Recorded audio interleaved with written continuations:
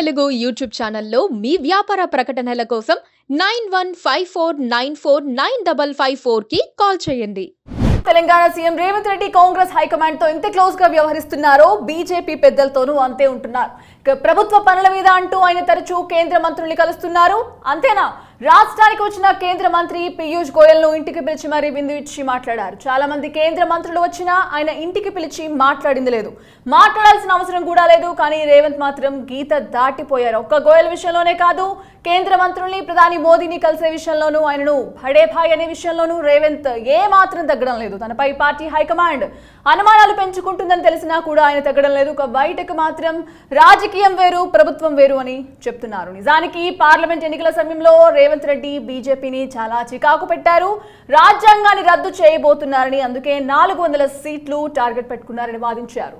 రేవంత్ వాదన ప్రజల్లోకి బలంగా వెళ్ళింది. బీజేపీ పెద్దలు ఎంత భయపడ్డారంటే, ఇలా ప్రచారం చేసినందుకు వెంటనే కాంగ్రెస్ సోషల్ మీడియాపై కేసులు పెట్టేసి ఢిల్లీ నుంచి పోలీసులు వచ్చి అరెస్టు చేశారు. దశలో రేవంత్ ను టార్గెట్ చేశారని చెప్పుకున్నారు.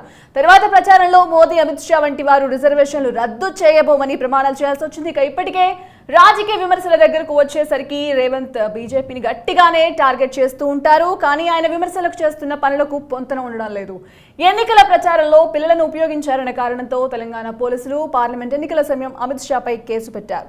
సాధారణంగా ఇది చాలా సీరియస్ కేసు. నిరూపణ అయితే అమిత్ షాకు సమస్య అయితే హఠాత్తుగా పోలీసులు అమిత్ షాపై కేసు ఉపసంహరించుకున్నారు. చివరికి గుజరాత్ లో కూడా ఇలా తమ ఇన్వెస్టిగేషన్ లో తప్పుడు కేసు పెట్టామని పోలీసులు అంగీకరించి కేసు ఎత్తేసి ఉండరు, కానీ తెలంగాణలో చేశారు. అలాగే గవర్నర్ 2 ఏళ్లుగా పెండింగ్ లో పెట్టిన బిల్లులను కూడా ఆమోదించేశారు. అదే సమయంలో ఎన్డీఏ భాగస్వామ్య పక్షమైన టీడీపీ అధినేత చంద్రబాబుతో రేవంత్ రెడ్డి సన్నిహితంగా వ్యవహరిస్తున్నారు. చంద్రబాబు తెలంగాణ గవర్నర్ తో ఇటీవల 2 సార్లు సమావేశమయ్యారు.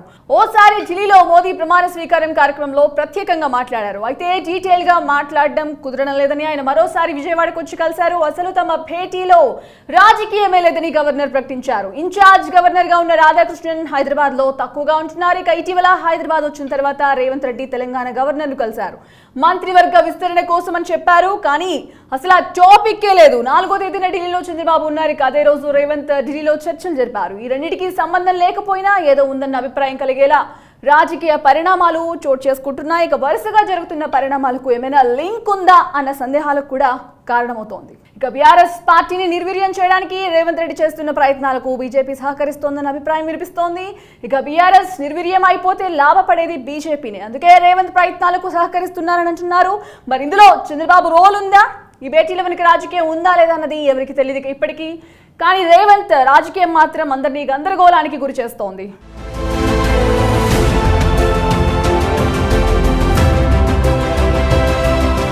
Please subscribe to KTV Telugu. KTV Telugu. KTV Telugu channel.